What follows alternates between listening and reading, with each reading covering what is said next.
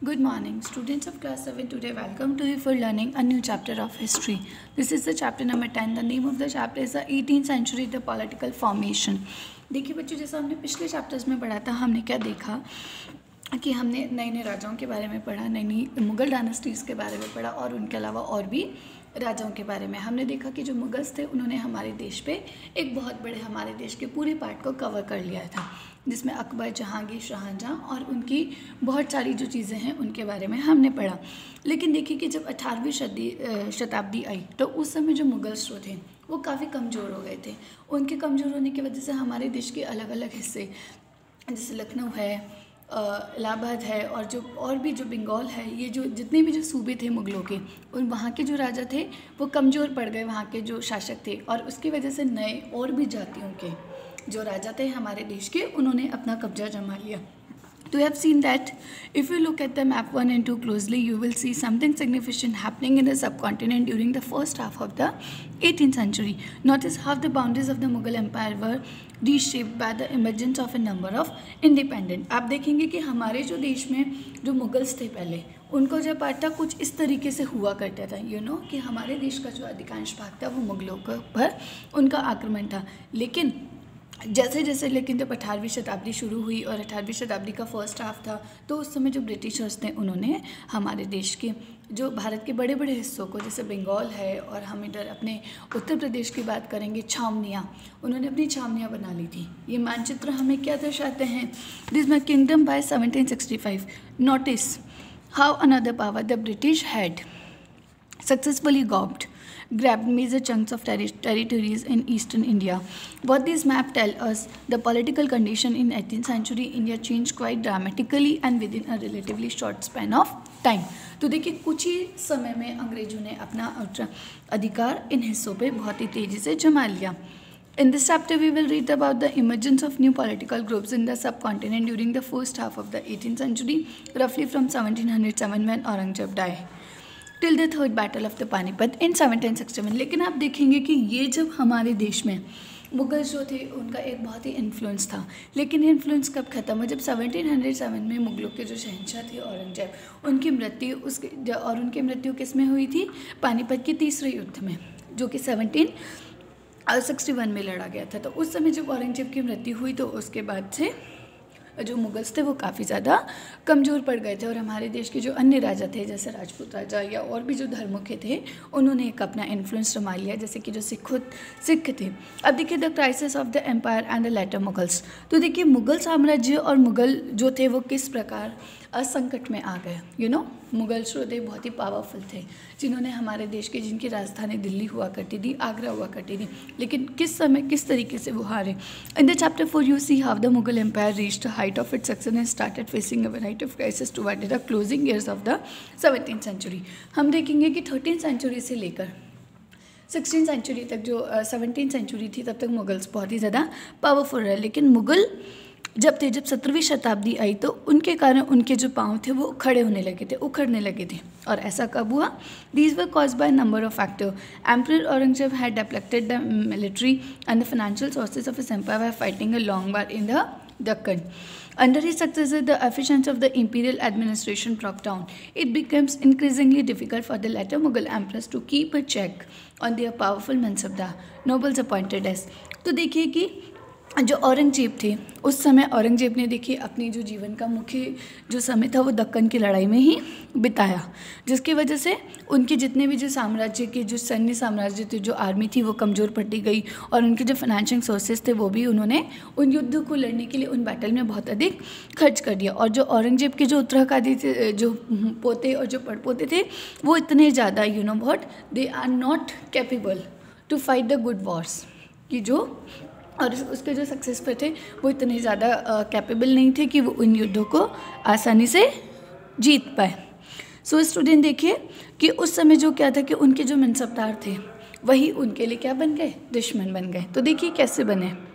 तो देखिए बच्चों, उनके जो मनसबदार हुआ करते थे वही उनके लिए किस तरीके से दुश्मन बन गए। Often control the officers of revenue and military administration, diwani and faujdari as well. This give them extraordinary political, economical, military powers over vast region of the Mughal empire.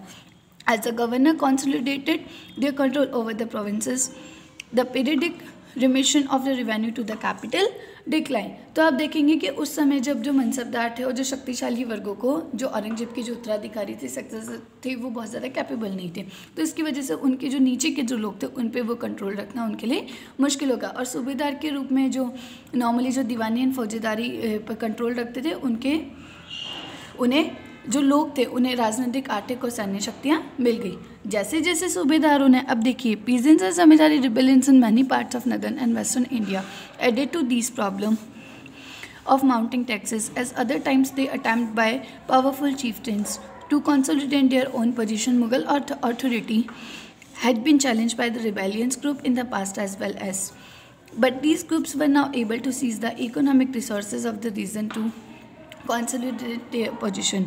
The Mughal emperor after Aurangzeb were unable to arrest the gradual shifting of political and economic authority into the hands of the provincial governor, local chieftains and other group. तो देखिए बच्चों के उस समय जो ये थे कि जो उत्तर और पश्चिमी भारत के जो अनेक हिस्सों में जो जमींदार और जो किसान के जो विद्रोह ने और जो ये कृषक आंदोलन की जो समस्याओं को और भी गंभीर बना दिया। और इसकी वजह से क्या हुआ कि जो टेक्सास के जो लोग थे इंडिया के, वो मुगल्स के अगेंस्ट खड़े हो गए। और कभी कभी शक्तिशाली सरदार जो थे अपनी स्थिति को सुदृढ़ बनाने की कोशिश करते थे, और इसकी वजह से इन्होंने मुगल्स को, वो सभी लोग एक हो गए।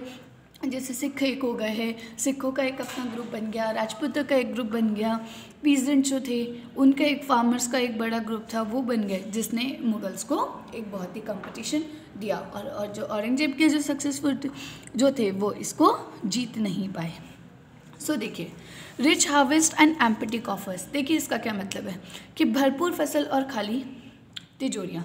कि जैसे कि उस समय के जो एक पोइट थे, उन्होंने देखिए क्या लिखा, the following is a contemporary writer account of the financial bankruptcy of the empire. कि जो बैंकरप्ट हो गए थे, कि उस समय जो इनकी तिजोरियाँ थी वो खाली हो गई थी, लेकिन फसल जो थी वो बहुत अच्छी थी। देखिए किस तरीके से, the great lords are helpless and impoverished, their peasants rest 2 crops a year, but the lords see nothing of either.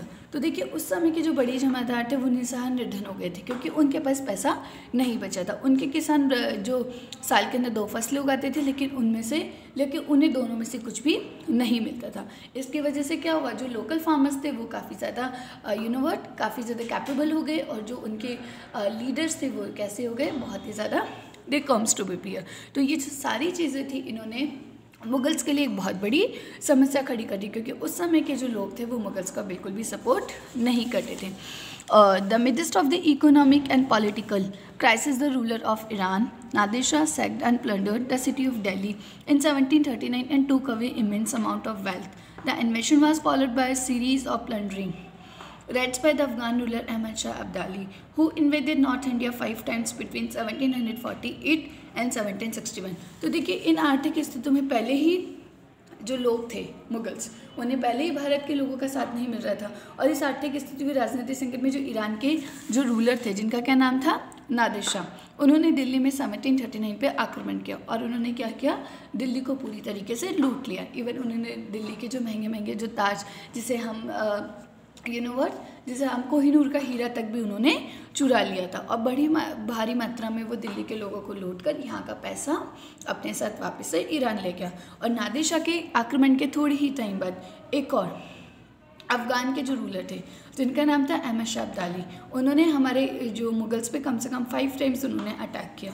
और ये जो समय वो था 1748 से लेकर 1761 तक अहमद शाह अब्दाली ने भारत पर आक्रमण किया। सो देखिए, जब एक अकाउंट, एक हमें जो इंस्क्रिप्शन जो उनसे हमें पता लगता है कि जो नादिर शाह था, जब उन्होंने दिल्ली पे आक्रमण किया तो वो दिल्ली के राजा को उन्होंने किस तरीके से बेवकूफ़ बनाया, शहनशाह को, और कितना पैसा वो अपने साथ लेके गया। The devastation of Delhi after Nadir Shah invasion was described by the contemporary observe. One describe the wealth looted from the Mughal treasury as follow. कहा जाता है कि जब नादिर शाह ने दिल्ली पर आक्रमण किया तो जो मुगल्स का जो खजाना था वो बिल्कुल ही खाली हो गया था। तो देखिए वो अपने साथ क्या क्या लेके गया था, 60 lakh of rupees and some 1000 gold coins, nearly 1 crore worth of gold ware, nearly 50 crores worth of jewel, most of them unrivaled in the world, and the above included the peacock throne. तो उन्होंने बताया कि वो अपने साथ जब वापस ईरान गया तो वो 60 लाख रुपए और कई हज़ार सोने के सिक्के, लगभग 1 करोड़ रुपए के सोने के बर्तन और 50 करोड़ रुपए के उसने गहने चुराए, जवाहरात और अन्य चीज़ें ली गए। इनमें से कुछ तो इतने बेशकीमती कि दुनिया में इनका कोई मुकाबला नहीं था, जैसे कि तख्ते ताउस। ये एक ऐसा सिंहासन था पीकॉक थ्रोन की जो कि पूरा असली हीरो से और असली कीमती पत्थरों से जड़ा हुआ था। और ये कहा जाता है कि इसको बेचकर, अंग्रेज़ों ने बेचकर उसका पैसा जो था, बाद में अंग्रेज़ों ने उस पर कंट्रोल किया ईरान पे और उस पैसे को लूट लिया। Another account describe the इन्वेशन impact upon Delhi. तो देखिए एक और एक वृत्तांत मिलता है जिसमें दिल्ली के आक्रमण का इफेक्ट की नादिर शाह के लूटेड करने के बाद दिल्ली पे क्या अफेक्ट हुआ। Those who had been masters were now in dire straits and those who had been revered couldn't even get water to quench their thirst. तो जो कभी मालिक हुआ करते थे वो इतनी बुरी हालत में आ गए थे कि उन्हें कभी कभी भरपूर जिन लोगों को कभी भरपूर आदर इज्जत दी जाती थी, अब उन्हें प्यास बुझाने के लिए पानी भी नहीं मिलता क्योंकि वो इतने ज़्यादा गरीब हो गए थे। और वहाँ के जो लोग थे, अलग थलग पड़े लोगों को उनके कोनों से खींचकर बाहर निकाल गया। दौलतमंदों को भी इस लूटिंग ने, कि जो नादिर शाह लूट के गया हमारे देश को, दिल्ली को लूट कर गया, उसने वहाँ के जो रईसों को भी भिखारी बना दिया। और जो लोग कभी कभी बहुत शौकीन थे और सुंदर कपड़े पहनकर नया नया फैशन चलाते थे, अब वो दिल्ली में नंगे घूमने लगे थे। जिनके पास जमी जायदाद की कमी थी अब वो बेघर हो गए थे। और जो नया शहर जो कि शाहजहांबाद जिसे आज पुरानी दिल्ली कहा जाता है, वो भी मलबे का ढेर बन गया। नादिर शाह ने तब शहर को के जो पुराने मोहल्ले पर हमला बोला और वहाँ की सारी दुनिया को तबाह कर डाला। तो हम कह सकते हैं कि नादिर शाह का जो अटैक था इंडिया के ऊपर, जिसमें वो अपने साथ पूरी धन दौलत और संपत्ति लूट कर लेकर गया, उसने दिल्ली को बिल्कुल ही भिखारी बना दिया। तो already under severe pressure from all the sides, the empire was further weakened by the competition amongst different group of noble. They were divided into two major group of functions, the Iranis and the Turanis, noble of Turkish descent.